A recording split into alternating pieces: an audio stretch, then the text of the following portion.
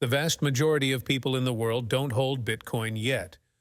But even among those who do, there are many who don't truly understand exactly what it is. As Bitcoin continues to grow and ever more, people begin to accumulate it. Those who have this knowledge will have an edge over the rest of humanity.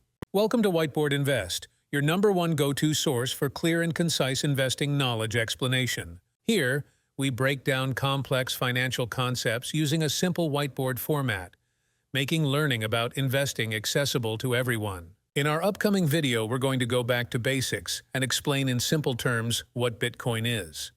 Money is a measure of value, evolving from tangible items like salt and gold to the paper bills we use today. For instance, in ancient times, a bag of salt might have been worth a week's work. In the past, we trusted physical items to be money. Carrying gold was hard, so we switched to paper money, which was like a promise note for gold stored safely in a bank. You could trade a paper bill for a coffee without slicing up a gold bar. But then, big economic changes happened and we stopped linking paper money to gold.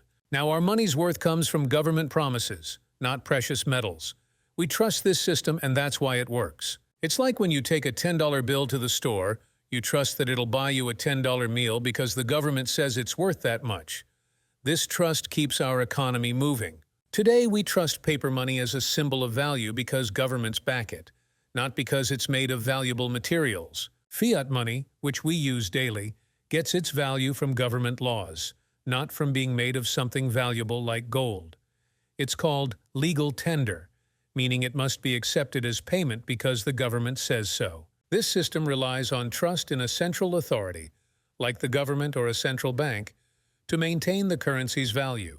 The main issues with fiat money are its centralization and the fact that there's no limit to how much can be printed. For example, if a government prints too much money, each dollar becomes worth less, and things seem more expensive, not because prices have increased, but because the money's value has decreased. With the rise of digital money, transactions became easier, but it also raised the double spend problem, where one digital dollar could be spent multiple times. Banks solve this by keeping a central ledger tracking everyone's money, ensuring that each digital dollar is accounted for and can't be duplicated. This system works because we trust the banks to manage it correctly.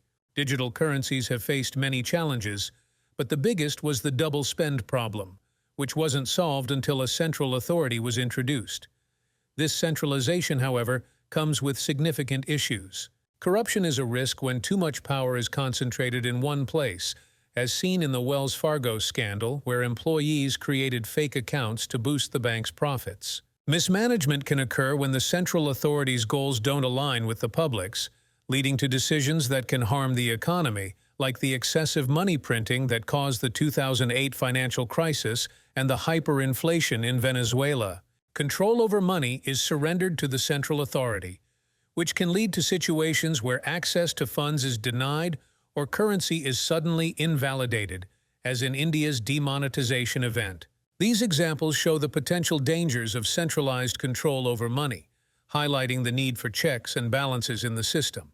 In 2009, Bitcoin revolutionized the concept of currency by introducing a decentralized digital currency system that effectively addressed the double spend problem without the need for a central authority. This innovative approach to currency was first proposed in a white paper by an individual or group using the pseudonym Satoshi Nakamoto. The white paper outlined the mechanics of a decentralized currency system named Bitcoin, which promised to maintain a transparent ledger of transactions without central oversight. Bitcoin's ledger is radically different from a bank's ledger. While a bank's ledger is private and controlled by the bank itself, Bitcoin's ledger is public and transparent. Anyone at any time can view all transactions and balances, making the system open and trackable. However, the identities behind these transactions remain concealed, providing a level of privacy to users. This pseudo-anonymity means that while transaction details are transparent, personal identities are not directly tied to these transactions. One of the most notable transactions in Bitcoin's history involved the purchase of 2 pizzas for 10,000 Bitcoins by a man named Laszlo, which is now worth a staggering sum, illustrating the immense potential value of this digital currency. Bitcoin's decentralized nature means that it isn't just one computer that maintains the ledger. The blockchain ledger is held on a network of computers, each keeping a copy and updating it constantly. This distributed model ensures a high level of security, as hacking the ledger would require compromising thousands of computers simultaneously. Bitcoin exists solely in the digital realm, with no physical coins or notes. Ownership of Bitcoin means having the right to access a specific address on the ledger and to transfer funds from it. The advent of Bitcoin represents a significant shift in the world of finance, akin to the way the Internet changed the flow of information. Before the Internet, information was centralized, controlled by a few major outlets. Now, information is decentralized, and Bitcoin aims to decentralize money in the same way, removing the control that governments and banks have over currency. This represents a paradigm shift in the concept of money, offering a form of currency that is not subject to the whims of central authorities. For example, unlike traditional bank accounts that can be frozen, Bitcoin provides a secure digital wallet that only the owner can access, making it immune to external control. Moreover, Bitcoin simplifies the transfer of money by removing intermediaries, which often results in lower transaction fees compared to standard bank transfers or money orders. Bitcoin's inherent digital design also allows for innovative programming possibilities, transforming it into smart money, a concept that will be explored in future discussions. This digital currency is not just a tool for the tech-savvy, but a gateway to financial inclusion for the 2.5 billion people worldwide who are currently excluded from the banking system due to geographical and economic barriers. Dorwanzo.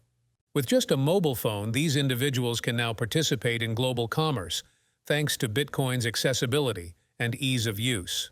In essence, Bitcoin is redefining the landscape of money, offering a form of currency that is controlled by its users, cost-effective in its transactions, programmable for future applications, and inclusive, enabling financial participation on a global scale. It's a step towards a future where money is no longer confined by the walls of banks or borders of nations. Today, there are several merchants online and offline that accept Bitcoin. You can order a flight or book a hotel with Bitcoin if you like. So, there are even Bitcoin debit cards that allow you to pay at almost any store with your Bitcoin balance. However, the road toward acceptance by the majority of the public is still a long one. As we continue in this video series, we will break down exactly how Bitcoin works and how to use it. We will learn about Bitcoin mining, Bitcoin wallets, how to buy Bitcoins, and much more. The revolution of money began in 2009, and these days we are seeing it change money as we know it. You may still have some questions. If so, just leave them in the comment section below. And if you're watching this video on YouTube and enjoy what you've seen, don't forget to hit the like button. Then, make sure to subscribe for notifications about new episodes. Thanks for joining me here at the Whiteboard Invest.